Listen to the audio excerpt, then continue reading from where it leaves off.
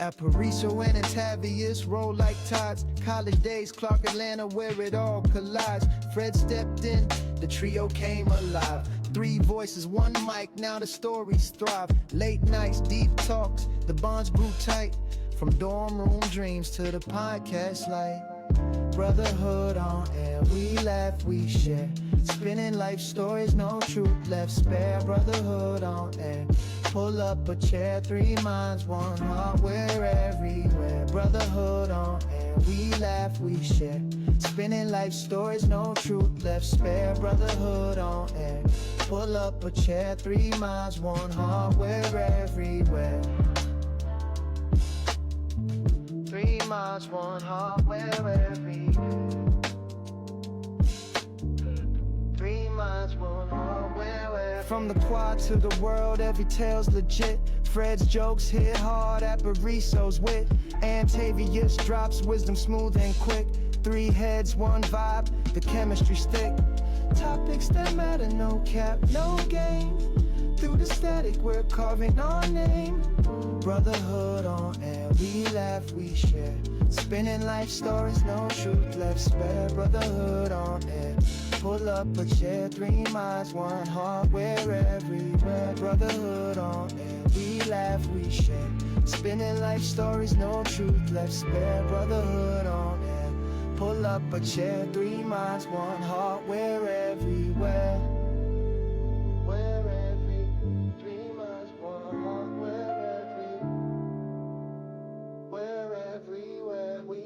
One heart, we're every,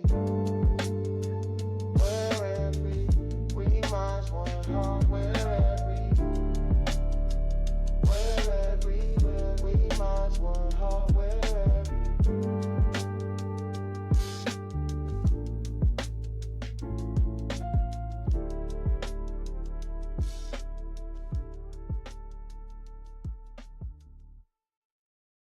giants of our culture, but all of us have that, right? Alpha might have a little bit more. I understand. We were worse, so it is what it is. But myself and Dr. Kirk, we love all of our children. It's important for y'all to hear that. We love all of our children. I remember when little KAPPA was born. Okay, Daddy. I remember when she got pregnant with the twins, little Zeta and little Phi Beta. All right. I remember all of it. Lamar, I remember. How long should I let it go on? I remember when she thought she was done, and here came little Iola. I remember all of that. I remember. Don't you remember that, Doc? It was very much like Wayne's Mama wife. and Daddy. Dr. Kirk? Mama and Dr. Daddy. Kirk, do not allow him to bait you into this. Don't you remember? Don't let him bait you in. Away from the light. Don't you remember when little Grant was running around and you kept saying, "Get that boy and make him sit down," and I said, "I can't do nothing with him." All right, Dr. Kirk. No, I'm just saying there's some elements of truth that just are true, no matter who says them. They're true. I mean. Well. Oh, as it relates to this usefulness thing, Dr. Kirk, what say you about AKA? Are you all done? Y'all about to turn the lights off? No, there is way too much work to be done. We were founded for the idea of the work. And there's just too much work to be done.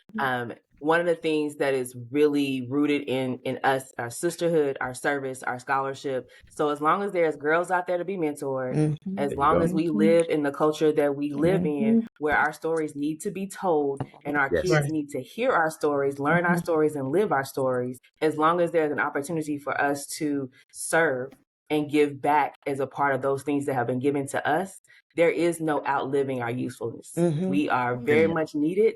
And in fact, I honestly would say to a degree, there's some aspects of us that are needed more now than in the early 1900s when we were founded. Right. Yeah. Because there's so much work to be done. And we are all about the work, right? Like we put the work in because we know the benefit of the work.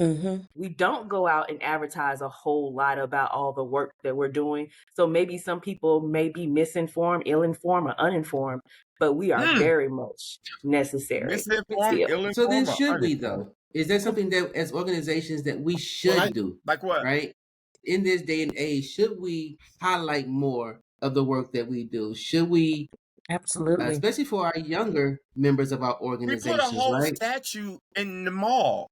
But it's not about, like, we know we do, but that's cool. We know from us, we did good work, and we're in different generation than the generation now. And so sometimes I think that when that question is being raised, it's not being directed towards us with the work that we do. It's being directed towards the younger people from the images now that social media is propagating out there. Absolutely. And so I think that's what causes these type of questions to get raised. For me, Kappas, we're known to wear suits and ties. Alphas, y'all too. I mean, most of us, we dress a certain way, we behave a certain way because we understood that if somebody see me out there and I'm in my colors and I'm representing inappropriately, I'm not just misrepresenting APARICIO. The whole organization. I'm misrepresenting Kappa Alpha because that's what they're going to associate me with.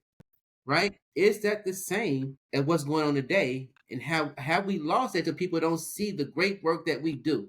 They're only going to see what's highlighted negative. And you're even representing the people who don't like you. That look like absolutely, you, right? Absolutely. So, are we doing a good job?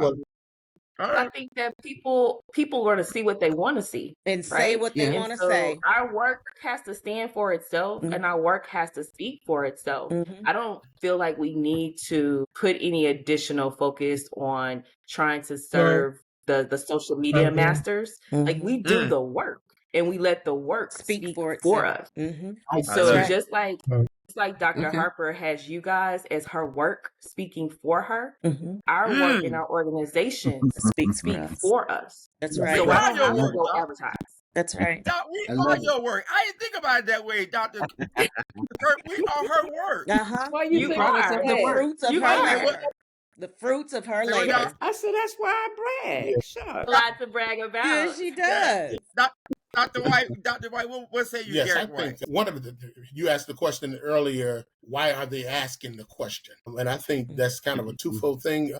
I believe that people want us to buy into a lie that we're not relevant, right? And then I think people want us to do more. And so I think that's why they asked the question. But we are definitely necessary. There's a need for service, right? We know that, because we see the people who are hungry, we see the people who are homeless. And so we know there's a need. We know that students need to be educated, not just through public education, but through real education, understanding who they are, understanding their background. And I think as organizations, we can do that. I mean, I remember Phi Beta Sigma, I can tell you that we are out in the community, we are doing the work for our people. And we know that same work not only help our people, but other folk as well. And so when people try to get you to question your history, question what you're doing, they're trying to sidetrack you because they see you doing something great. This word. Right. They tried it with the HBCUs, start asking our HBCUs relevant. Right. There you go. Yeah. You see how we represent. What we need to recognize is that when they ask that question, then we know we're relevant. We know we're doing something right. Yes. Right. Yep. Misinformed, ill-informed, and uninformed, right, Dr. But I do believe collectively as a D9 that we can do more. I'm always thinking about ways that we could build institutions, right? We need hotels, we need hospitals, we need schools, and I think our organization of our own are uniquely positioned to work together to make some of that happen, to bring some of that into fruition. And so I do want us to dream and think about that piece, because I think that'll take us to a whole nother level where we can serve a whole lot more people. Right. Absolutely. Anybody else? You just gave the brothers another topic. Williams, I'm going to write this down. Were we better off as a people segregated? I'm not even touching it. I'm not. This is not that topic. I'm not touching that. Segregated or desegregated. Greg, what you say? You gotta touch it. You gotta touch it. I'm not doing it. I'll mute you first. Dr. Horton, what you say? Y'all, I just got on YouTube. Y'all trying to get me kicked? Because I'm listening to what Dr. White was saying, and it was so profound. together collectively, the things that we can do as a D&I organization to really be so impactful, it's similar to what I see or what I studied, because I wasn't there, when we were in our own communities doing that. You know, I'm born in Tulsa, Oklahoma. I had to learn about, you know, Black Wall Street growing up. And our Black community is in Auburn Avenue, having our own doctors and those things. Well, we better as a community, because then our foundation was flowing down. And some of the things that we see in our young people, I know they're going to get me, it wouldn't have happened. And we wouldn't have allowed those outside influences to drive our narrative. Yes. And our work was speaking for itself. I hear you. I think now doing it is just the ill intents will be exposed a little bit better. Is it possible that we could take that part of the conversation and put it maybe on another end of the dialogue? Yes, I'm sorry, I went down rabbit hole. Greg, it's gonna take us a place where it just ain't gonna it's gonna turn into a fest. I agree. I agree. Not to turn into a fest. All right. All right. My bad. Jacob, what say you, Jacob? I was about to say something, and I'm gonna make a general comment about the usefulness of fraternities. On this platform, we all show love and support, and that goes back to the fraternities where we show love for each other, and also for the students and the colleges when we pledge to support each other. I want to explain to y'all. For the first 12 years of my life, living on military bases, I probably never got in contact more than 20 Black students in a class until I was 12. Yeah, right. So I moved to Atlanta in high school, Walter George, 60% Caucasian. When I go visit the Atlanta University Center, oh my God. I lost my heaven. Beautiful people, Black people, supportive Black people, and we love each other. Yes. That's what we need to understand. We got to concentrate on the love that we have in our organizations and for one another. That's right. Not spend so much time on what other folks think about. That's right. That's what we need to do. That's the usefulness of Black fraternities and sororities to support each other. Oh my God, it's incredible. No matter where you went to school at, y'all understand. You go to a Black campus, when you talk to somebody that's a member of a Black fraternity or sorority, the love is so genuine. I think we need to concentrate on that because we may take it for granted, y'all. Yeah. We do. This love is just incredible. We're just soaking it up. So back to the question, yes, it's useful. It's useful to spread love, to teach each other, for us to support one another and grow. Because see, we got to understand. We're not understanding. There are institutions and people out there that do not want us to succeed. That's right. And we're forgetting that. You understand? Yeah. I think Horatio had that question about segregation. Yeah, integration was a good thing that brought on a bad result. I just said we weren't going to touch that right now. They would love us. So we got to love each other. Shannon Sharp. I said we weren't going to do that right now. I love it. We not trying to get kicked off this first right. Dr. Harper, what you want to share? I just want to say we got to learn to protect our organizations. I'm trying. I was going to talk myself out. We got to protect. We got to teach it to it. We ain't teaching the kids. Yeah. You know who we are and where we came from, and how to be. We're not teaching them, y'all. I think it's a gap. Harper. I think it's a gap. Like the older generation is holding on. It's like I'm trying to put it. Like they won't get up off the table so we can get that seat they want us to have. You said what now? They won't get up off the table so we can have that seat they want us to have. They don't want to pass the torch. I can tell you all what I tell them because that's my age group. All right, I don't want to give up nothing. And they all fussing about these young people don't know this, they don't know that. You need to stop fussing, teach them something, and figure out how you gonna get into the kingdom and stop trying to hold these kids back. Yeah, that's the problem. That's the problem. Baby boomers are holding on and not passing the torch so the next generation can keep moving. So it creates a separation. And we are bad about, as a people, we are bad about, look at our Black politicians. Y'all are destined to take this whole chat. I don't want to test it, Dr. Harper. We don't want to test that. To take this into a whole nother. Dr. Horton, can you help me drive this back? D9 too? Yeah, and nobody gonna help me he drive this bus back to Greekdom? Huh. We not have okay. this many Listen. educated Black Yes. people in a space and not talk about the things that are just a part of who we are and a part that we have to deal with APARICIO and said, find our go place back to in. And I know you're trying to segregation. protect us. You're trying to No, protect no, no, I words. said APARICIO go said, back to go it. back to segregation. I said, was it better? He Were we asked a better off question. then? It worked as a community. It worked. Listen, As a people, yes, definitely, I agree. yeah, as a people, I do feel we were better, right? And listen, we can bring back the Greek and come show us some Greeks a part of we that got plan. now. So what you dig Oh, we in. there? Okay, We well, there. yeah. Listen, I love We're my gonna people, step so I'm in be it, pro-Black. And what they gonna do? We created Look at that everything cute. anyway. Don't turn the camera down while he get a drink of that beer he probably got over there. But it just I would really drink came this out 3 of, hours right now. it really came out of just protecting our own, letting our work speak for itself, Yeah. and why that question could even come Right. up. And I do believe, you know, the media is a powerful thing and how it can put things in people's head and drive narratives, You know, right? And when do we stop letting other people educate our people about our history and our narrative of us as a people, even us as organizations? Because I think Dr. White brought it up. Yes. Right? So I do believe we were better off. I every mean, time when I we create first a came, vehicle, does not the vehicle get co-opted by the other community? A perfect example is BET.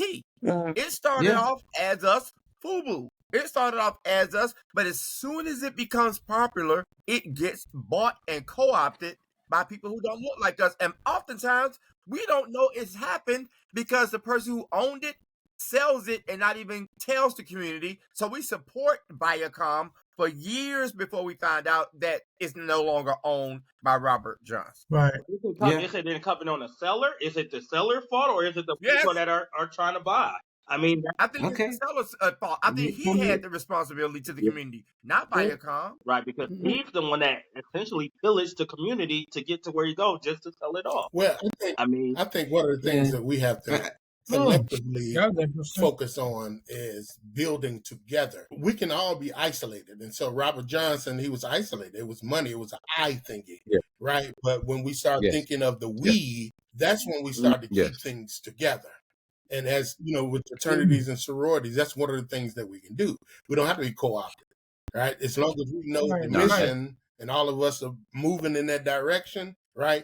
Right. We keep things going. And so that's what we need to do. So that question about segregation was relevant because one of the things we know that when we had institutions, right, we had communities, right?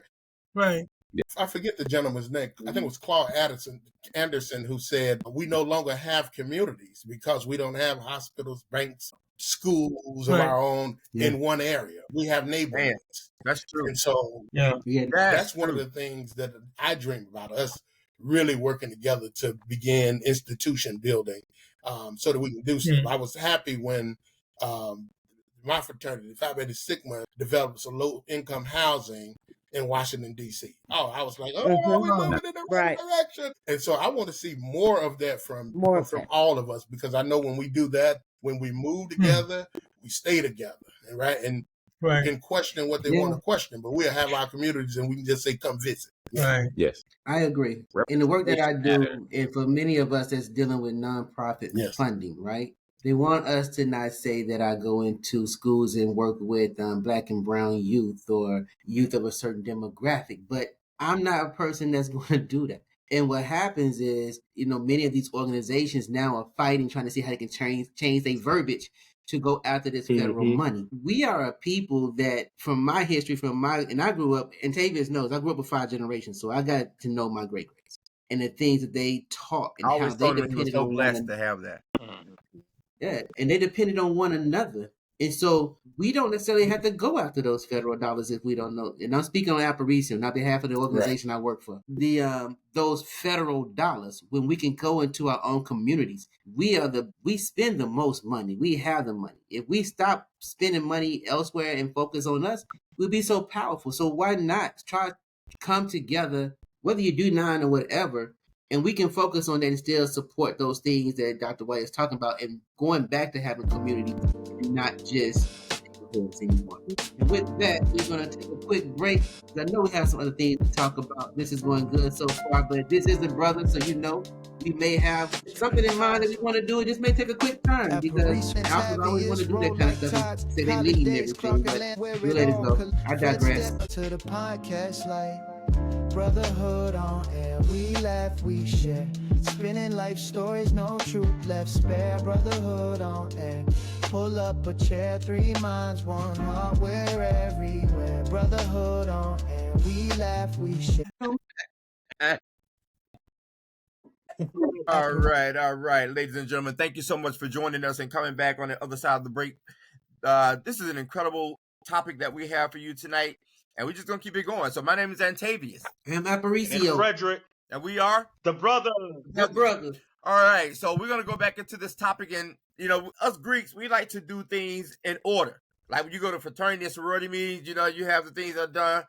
You get the business out the way, and then you go to other sections. So we're gonna go to the section before we go down to the bottom of earth, and that question is: how do you all feel individually, not in representing your organization, but individually? How do you feel? And everybody's ready about honorary members in your organization, if you have them, because I'll speak to say Alpha does not have honorary members. Lamar, I keep letting you think Dr. King is an honorary member, but he's not, Doc. King up, and y'all didn't shrine him into the Now Frederick Douglass, yes. You see Wayne Pierce boy face, you say nothing about that King. Because Frederick Douglass, the organization was founded in 1906 and Frederick Douglass crossed in 1898. So Frederick Douglass, yes. But Dr. King was at Boston University, sir. You're not gonna do that. Did he pledge? Right, now let me get back into my mode. Did he pledge? Because he was nonviolent. Let me get back into my mode. So, how do you all feel about that? Honestly, though, members, and oftentimes honorary celebrity members who don't want to do the work to get into your organization, but they want to carry your letters. I feel about it like I feel somebody that just pay their money and become a member. So they're just like people who skate to you. I don't look at it like that. I look at it as a bigger thing. Going back to what my cousin Dr. White said from Sigma there. It's like giving out an honorary degree. Yes. Right? So you give an honorary degree out to a billionaire that can contribute to the infrastructure of your organization, or to another philanthropist that has this wonderful like legacy, or just people that are outstanding like citizens. Yeah, I would love for Kappa Alpha Psi to indoctrinate someone like President Obama, and let that lead as from a business standpoint. I mean, that's going to increase membership if they would have did it when he was in office. But he never wanted it. And I then don't think he even likes the color red. But go ahead. so serious. But from a mentorship standpoint, or from a model standpoint, someone who can stand the stresses of the world on his shoulder and still show up, not get upset, not miss a word in his speech, not stumble over a word in his speech, no matter if he was cut off or whatever the situation is, to have that representation. And going back to the earlier segment, I didn't really get to say this, but Dr. Harper was kind of leaning on this, is that we have these, what they call them, YNs. They need a lot of attention, a lot of direction, a lot of like, it ain't like preaching to them, but it's something that you got to get to them, because they all think that this is like Call of Duty, that we out here playing video games. You can be out here and you can hurt somebody and kill somebody and think that Jacob not gonna put you in jail. Jacob gonna put your butt in jail because you should be doing what you shouldn't be doing. So I think that on that note, having somebody that represents the organization, not just somebody who wants to wear the colors, but somebody that's going to represent the organization, that's going to get back to the organization. These are businesses. But does that happen though? Does it happen when they get tapped and they get brought in? And I think that's why, it's one of the reasons why I'm not really with the whole, I ain't giving you nothing. I don't think you should be getting. Yeah, earn it. Go through the process. Earn If it. you're Yeah. that good, and then those accolades, and you're that Right. sharp, go through the process. And I'm not saying no way it was done back in the day, but Hazing Right. process. But do you really know the History. history? Do you really understand that brotherhood and that Right. sisterhood that most of us were able to, go through and understand that builds lifelong does. relationships. It's a reason, I hate that, right? And it doesn't matter what organization that it is. I hate We relatable in a lot of ways. I hate to throw Kappa Alpha Psi under the bus. I'm gonna be really real because that's what we're here to do. There are members of our organization that do not allow people that are presidents, people that are doctors, people that are lawyers into the organization because they are doing more than them. So we have in our organization right now, and I'm gonna go ahead and say it, Atlanta alumni, we have individuals that did not let people that were overqualified into the fraternity, that wanted to do those things, that wanted to contribute, because there are still small people in our organization. I heard about it. There's still small people in all our organizations. So keep on. To that extent, it gets kind of hard when you talk about somebody that might be a billionaire. You want him to go through something where people gonna be hating on him. It's not that. That's not the point. Maybe that's not the chapter for him. I don't think that's the point that Hey, brothers, my frat brothers. We want to hear some other organizations kind of chime in.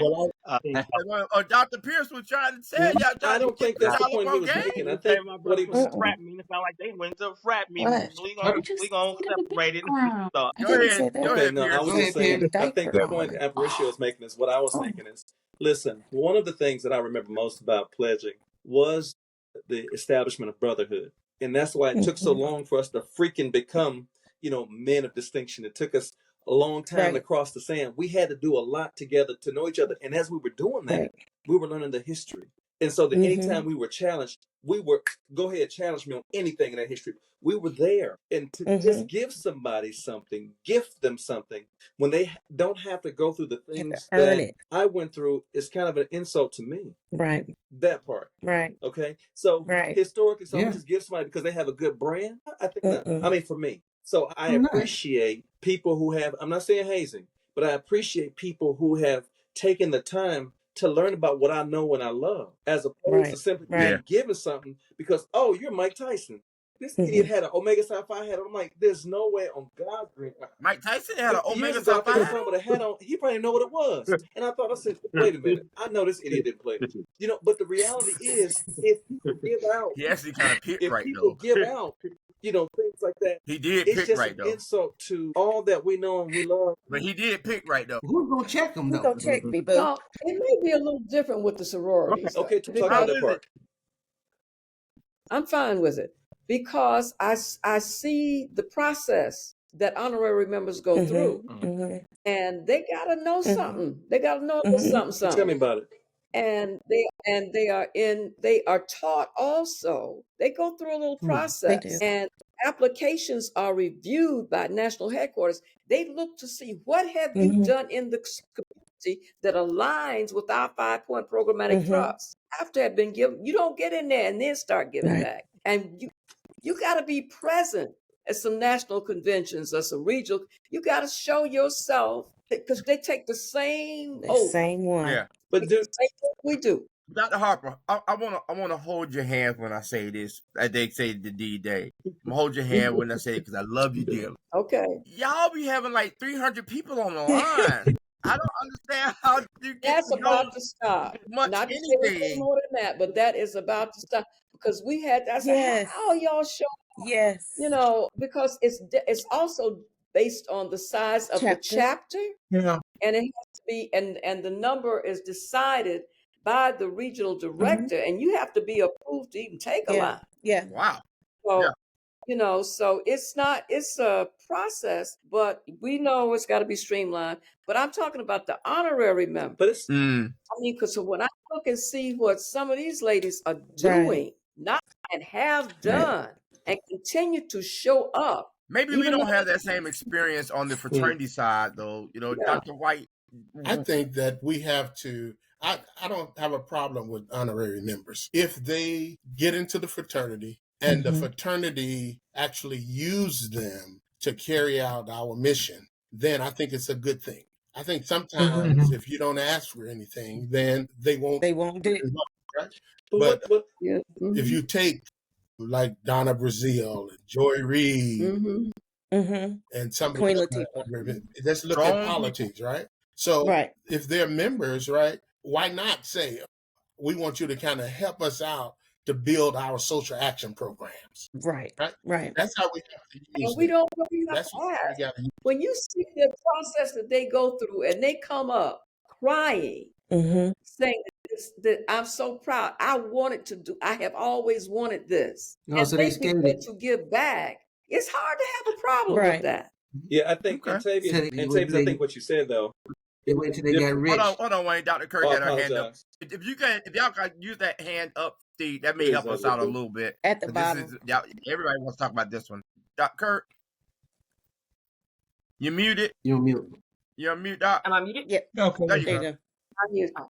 I said personally, I agree with Dr. Harper. I don't have an issue with honorary Divine Nine membership, especially for my organization, as long as they exemplify the values of our organization. Like, there has to be a standard, right? And we have a clear standard of what it means to be an Alpha Kappa Alpha woman. And so as long as they're able to exemplify that, as long as they're able to align with the pillars of our organization, the things that we are focusing on for that term, then I don't really have a problem with it. They just shouldn't be about fame or status or just to be able to put our letters on. It should be about alignment. And as long as it's aligning with sisterhood, service, and that idea of giving back and scholarship with our community, then that's fine. They're adding value to our organization, and that's what we want. We want people who are like-minded, people who are community-minded, people who are willing to put the work in. And so as long as they're able to come back and do that, they're coming back to conventions, they're coming back to regionals, they're coming back to Boulé, and they're participating and using their stardom to bring and shed a positive light. We just talked about earlier about, do we need to highlight our positive work more? I mean, if they're going to come in, and they're going to come in that way, then as long as they're aligning and they're bringing that additional light, then they're fine. Yeah, they put our letters on, post a couple of things to Instagram, and I don't ever see them again. That's a whole nother story. Yep, exactly. So how do What's the risk you take? Well, that's what I was going to talk about. I think in the last few years that we've been seeing honorary members, we have become more cognizant of holding them accountable, inviting them out to our functions, sharing our history with them. I know we just made Tatiana Ali from Fresh Prince, and she has been very, very visible at our summer leadership program. Well, she's building that relationship. She's making those connections. She's wanting to know more about Zeta. The late, great Angie Stone, she was an honorary Zeta, and she too loved to go out and speak Yes, Zeta. she did. She loved Zeta. But then I'm going to move over to another facet. Brother Bill Clinton. Bill Clinton is an honorary Sigma. Alpha? Sigma. Yes. I don't think Brother Bill knows anything about Phi, about Beta, or Sigma. And Lyndon Johnson don't know about Alpha, Phi Alpha. True. That's but you know, you've got to, it's all about that relationship and that capacity in which you bring them in, because you can have the Tatianas and the Angie Stones, or you can have Brother Bill. I still disagree. And I just don't like it. Share your sentiments, all right, Dr. my sister. But one of the things I do want to say is, as far as honoring individuals, one of the good Sigma brothers that I love, that I know he put work in, was Harry Belafonte. Yes, right. Yes. So he's financed our movements. He's done all this. Visible. Be a Sigma. He was there. And so when we have Harry Belafonte. Harry Belafonte. Was it? Yes. About a lot. You see on Yes. Really? Okay. He wrote part of our curriculum. And so we know we have people out there. We just got to get them in. If they've, shared our values or whatever, and if they're still doing the work, and sometimes we have to join in with them. Like we take Al Sharpton for example, with Nan, right? we should be helping Nan as well. That's another way you keep the folk tied in, because it's a, it relates. His organization. Yeah. And so, like I say, I went through a process. Their process is not like my process. Right. Nobody has the same process, though, Some right? work, I'm all with it. Yeah, because nobody really has the exact same process. And let me apologize. It was not Lyndon Johnson. I always say that it was Hubert Humphrey, his vice president, that is an honorary member of Alpha Phi Alpha, not Lyndon Johnson. But Attorney Daughtry, what do you feel about this from, with your organization? Are you okay with it? Or are you not okay with it? Well, y'all need a couple. Y'all being selfish over there. Y'all can use a couple more members of it. But when you pledge and you really pledge and you earn something, it means something. Yep. It means something. Yep. And yes, you need assistance, you need financing, you need the name, but it's kind of hard when somebody just jumps on and they say, "Hey, I'm gonna be an honorary," and then you're gonna feel some kind of way about it because you really went through the fire to earn what you had, and for somebody else. And I don't know if that's a male thing. I don't know, but I just feel some kind of way about It's that. a people thing. It is a people all thing. Organizations are different. Yeah. Operate the same, right? In all organizations, you may have 50,000 people to join, right? But we know you're only going to have a few worker bees. Yeah. No matter if it's fraternities, churches, or whatever. Yeah. So the dynamics are the same. They work the hell out of us, don't they? Talk that talk. So, Fred, what do you say? Because you haven't said much about this topic. What's your thought? I'm learning. I think I share. At first, I was kind of like Mr. Todd. I was like, absolutely not. But then when I heard Dr. White, both Dr. Whites actually, it kind of made me think of an example of growing up, right? When you're growing up, especially in a maybe let's say in an urban neighborhood, and you look and you see your biggest role models are the people that you see out there, whether they're doing right or whether they're doing wrong, right? The people that are making money, the people that are putting money in their pockets, that draws an attention from the younger people, right? And you automatically say, hey, I want to be like them, regardless of why you want to be like them. Well, I think it's the same type of thing when you're going to college, right? And you're an impressionable freshman, and you see a group of guys that are sharing some camaraderie amongst each other, and you say, man, that brotherhood or what they're sharing, that's what attracts me to that. How do they get that? And then you want to learn about their process and what they did and how they became that close. But I also share or understand at the very least of, well, for an example, let's say you want to make, and I'm just using Charles Barkley because it kind of came up amongst, I don't know, listen to the NBA where he said I would never be, fraternities are just young, dumb jocks or something like that. You know how Charles Barkley is, and how Shaq kind of checked him, like Shaq and I think Kenny Anderson, but it's like, yo, it's because you don't understand brotherhood, like you don't understand what it took, and you understand it through an NBA level. You understood how to pledge, quote unquote. That's a great point. But now you don't understand that. So I see the business point. But I think I also share what Attorney Daughtry was just alluding to, but it's something about that brotherhood that when you go through something together that you could never get that back. And it's hard to explain that. It just really is. And that's important. Yeah. And to be clear, I think it's a misconception when you say the process, right?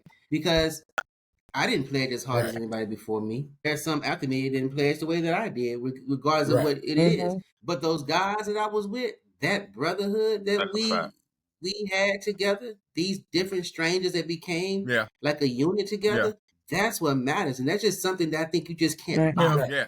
But y'all still get together and shine y'all daily. I mean, every week, right? And to be clear, I'm also a person, even as much as I love music and did music, I don't put much weight on a celebrity. To me, I still look at them as like a regular person who happens to do this. And a CEO who happens to be wealthy as this. I don't care about your accolades in that. I care about you as the person, right? Yeah. And Antavius is not my friend because of the people that he represents. That's my brother. No, you ain't. So, but what I'm trying to say is none of that matters to me personally, right? It's just something about that. And I get it brings dollars, it brings accolades. It's just something about a brotherhood and a sisterhood it that makes just can't be This is the bought. thing, and I agree with you. But I'm gonna share this, like with the honorary members, right? They joined just like we joined. The process was different. Everybody's process is unique. But from the moment that they join, that's when they begin to build brotherhood or sisterhood. Right. So nobody develops brotherhood or sisterhood unless spending time with each other. So there's a process. And so Absolutely. that's the process. I can't argue with that.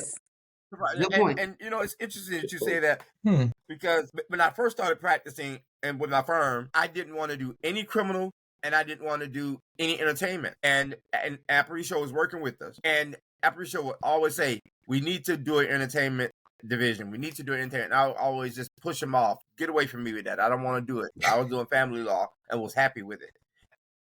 He talked me into it and I finally did it. And I looked. Yeah. And I thank him and I give him all the credit because without him, I never would have even considered entertainment law because I just never saw it as something that was fruitful. I was wrong, thank God.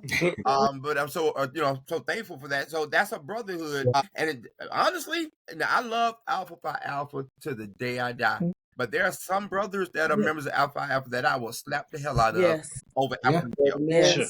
Again. Yeah. Some I was knocked the hell out of over Fred. Some I knocked the hell out of some of them. Right. So my point is that brotherhood that you talked about, Dr. Garrett, right, and it goes even it crosses. Yeah. Oh yeah. Because once we grow up and graduate, we realize that what they were trying to teach us was to take care of each other. There you go. Yes. Yeah. Yes. Right. So they weren't saying just because you wear blue, you can only wear blue and you can only talk to people who wear blue. Right. They weren't saying that. They were saying that these are people who are like-minded. You're the talented 10th. Go do something with it. Right. To protect each other. That's what I thought. Right. Okay. And that's, I mean, Dr. Horton. and that's what I mean. That's what ahead, it is. I remember when I went to the University of Pennsylvania, and my buddy Akbar, he's an Alpha, right? When I saw him on campus, among all these white folks, I said, "Okay, that's familiar. Let me go meet this brother." Right? And so, we began to, hang out and know each other, support each other through the social work program. Yeah. And so it's bigger than just our individual islands, right? It's community. And that's what it's about. And that's why it's more relevant now than ever. That's true. Yeah.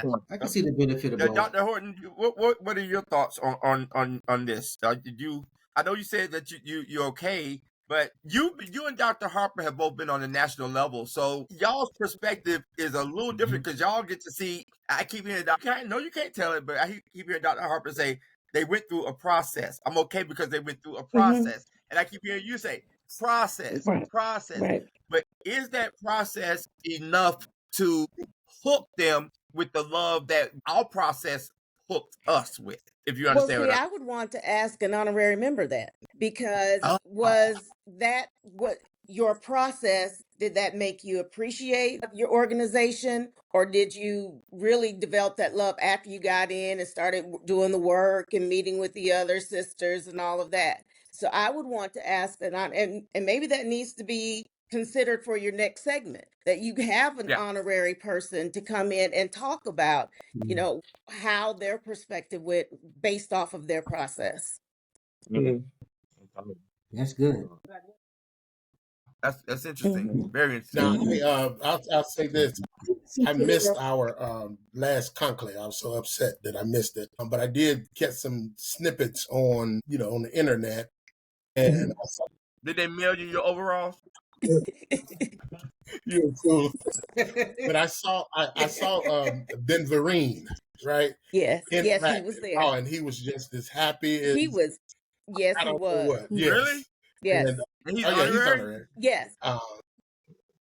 But it's an event. So do y'all have celebrities and they all like to come out and shine at events? That's what people I won't see him at the chapter meeting because I'm not at the chapter meeting. So I'm just saying, in the place where the brothers convene, he was there among the brothers, not on stage. I was not on stage, but he was, getting to know the brothers, and that's all. But you have people, for example, you have celebrities who are okay with being honorary, right? But then you have some celebrities that say, whether they did it in college or not, I want to go through what everybody else went through. And I'll give you an example. Trina Braxton is an AKA. and she recently became an AK. I remember when they asked her, did she want to be an honorary AK? She and Tony, because people think Tony's an AK and she's not. She wants to be. I say that publicly, but she's not. But Trina said, I want to go through the process. Right. Because you had two of them were AK, but you also had Tawanda and Tracy, who are both Zetas, right? So no, is Tracy a Sigma Gamma Rho or was she a Zeta? I can't remember. No, she was a Zeta because I bought her a jacket. Okay. I bought her a jacket. Okay. Yep. So do you have, will you see these celebrities like who can I say that maybe we have came up? Cheryl Underwood. Cheryl is not honorary. She went through a process. She pledged more or less. Yeah. And she even went on to be the national president. And that's because she had that love for her organization. Selena Johnson, she's not honorary. She is a pledged Zeta. So, you know, you have, there are some celebrities that you are just going to see at the conferences, that you're going to see at certain events, but there are those that are celebrities, but really are about the business of the organization. Like Keisha Knight Williams, she went through the process at Spelman, right? She's a Delta, and she is she pledged. She did. She did. Well, I was only referring to the honorary ones. Yeah. You did where I was only referring to the honoraries. But let me tell you this. I also feel the same way about some of my, some brothers who swear they didn't pledge harder than Moses. But you can't find them. And they don't do nothing. They just show up to homecoming. They want to show up. Which I don't like that. I agree. Represent right. You know what I'm saying? Not just when it's convenient. So I feel the same way about that. Listen, you're talking about all those people who show up at homecoming with the letters on, right? They show, and all of a sudden you were like, I didn't even like you in undergrad. Now you gonna come around trying to hang with me. Call me brother, call me sister. Call me. Yes. Or just don't do anything. You didn't like us. We didn't like you. And it was because you wanted to go somewhere else and get my letters and then come back. And, right. So, and that happens quite often. Right. So, like, for example, what do y'all think about people who are celebrity adjacent, like was it the actress daughter who plays AK at Spelman? Jolie. Jolie. Yeah, her. Yeah. What do y'all think about? I mean, because the issue is, do you take the light away from all the other girls because so much light is put on one? Right. But I think that's one of those things that the outside people do. Yeah. I think outside people shed that light. Do they get punished by y'all? Put the spotlight on certain people, but the organization itself does not. But outside people do. Right. And we can't control what outside people do. We can just make sure that we keep the integrity of what we do intact in the process. But do they get punished by the inside because of how the outside treats them? Of course, we are non-hazing organization. There you go. That does not happen. Perfect answer. I was talking about when they come to meetings, do you make them carry more of the chicken? We are non-hazing organizations. We don't do things like that. We're not hazing organization too. Really? Right. Same way for statute of limitation is not, bro. I don't I'm we not are getting a letter from non-hazing No hazing. No hazing. Listen to your judge. She keeps saying it for a reason. Well, sadly, I know we've had. Yes. Oh my goodness. Yes. According to our hazing policy. You can still haze if I'm already. I've been in the organization for 117 years. I can still get hazed. Yes, of course. I don't believe you can get hazed. There's be the youngest one in the room. Wayne, can I get hazed as a bruh? I would say I'm going to defer to the attorney and the judge who says you can't, Jay, can you get hazed if you're already in it? How do you haze? There's no benefit. What's the purpose of it? You have the old school and the new school. No. And that is, the old school's going to want to still do it their way, but then the new schools want to try to do something different. But the old school said, y'all not doing that. That's hazing. Right. But hazing inures to a benefit when you're trying to get in the organization. But if you already got the letters, how is it that I'm hazing? Then that's just a brotherhood argument or sisterhood argument, is it not? Just look around homecomings. Right. Oh, Yes. Yeah, you just answered it for me. There you go. What happened? Yeah, we don't haze. We just show love. Yes. Brotherly, sisterly love. Isn't that right, Doc? Brotherly, sisterly love. I just don't show up. Explain that how you haze homecoming, App. I don't go.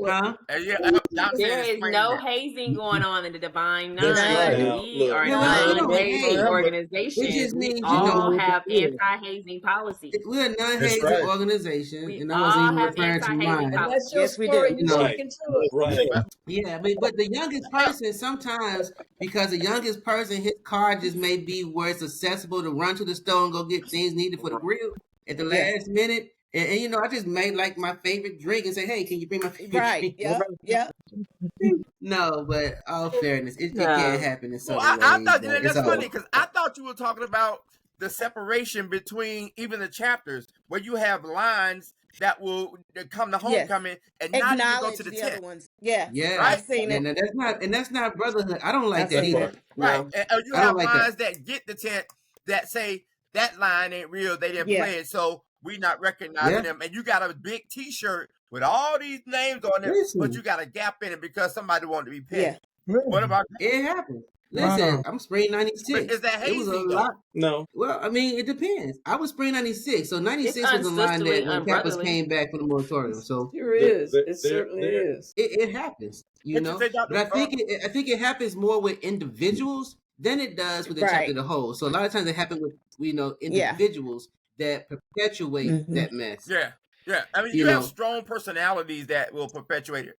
What you say, Dr. Kirk? You made a point. I apologize. I said that it's unsisterly, it's unbrotherly when those things happen, but unfortunately, because we are individuals-led organizations, then those things may happen. But across the board, we are anti-hazing. Yes, there's an echo. That's right. No, where's the echo? Yeah. It'll take it off. Okay. Once it, But so this has been great. Listen, guys, this has been absolutely phenomenal. Yes. We did not get to the drag session because I had so much stuff for APARICIO. Let me tell y'all something, bro. It was gonna be a real good time for me. I ain't gonna. Payback comes. I stayed up to like 2:30 in the morning with clips on TikTok, and y'all just blew it for me. But so we have enough actually here for a two-parter. So I'll talk with Apple and Fred and see how we want to do this. But that other part of there's just so much that we could talk about. I think what we concluded is that there's an incredible amount of work to be done in our respective organizations. Yes. So that the likelihood of us outliving our usefulness is not there. Right. We are here to stay. Yeah, we're here to stay. We're not going anywhere. Yeah. But let me say it a different way, Dr. Judge Kirk. We ain't going nowhere, y'all. Nah.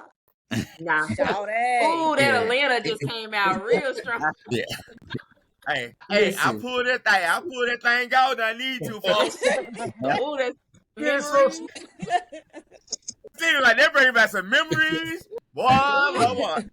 Ooh, that brings back some like that house you lived in near MLK. You and Mario, me and Fred and Jacob went over there. That house looks a mess. You got to call me. I'll tell you about it. But that's like you start triggering some PTSD from being in, what was that library called? Woodruff.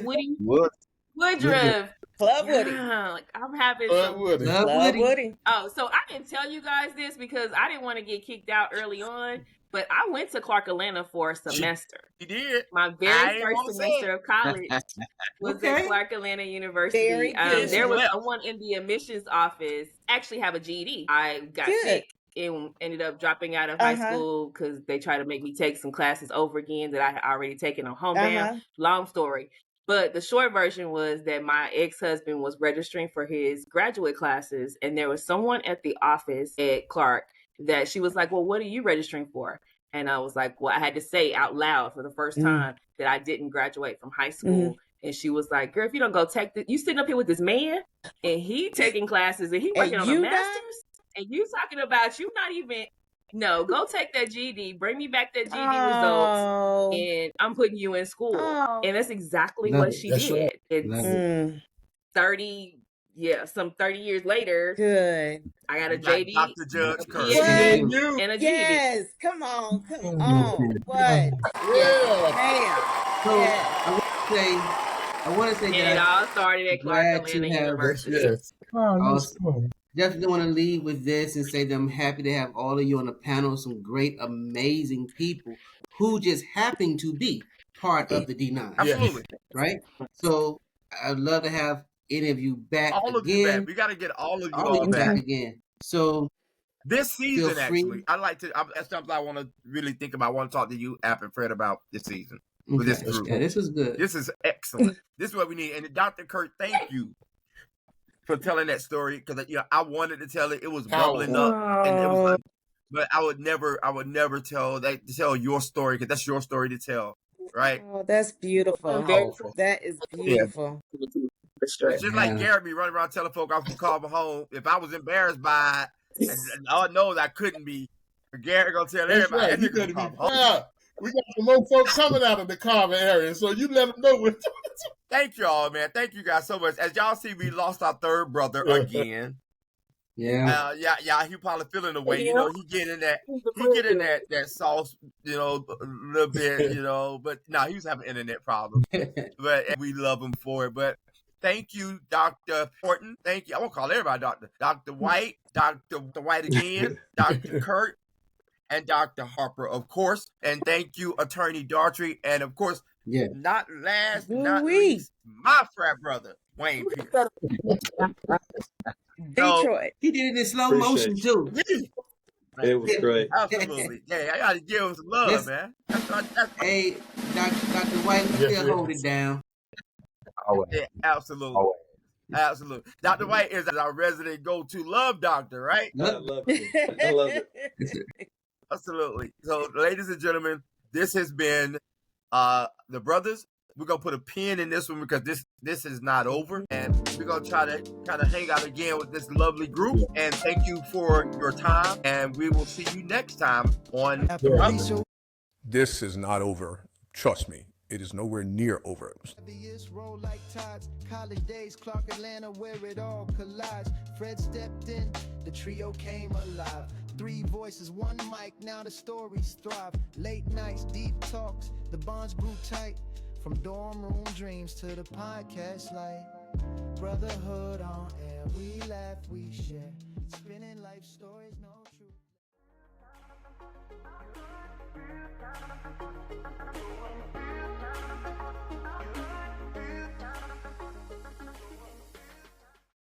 WEEMS, the name that they know. Brotherhood on air, we laugh, we share.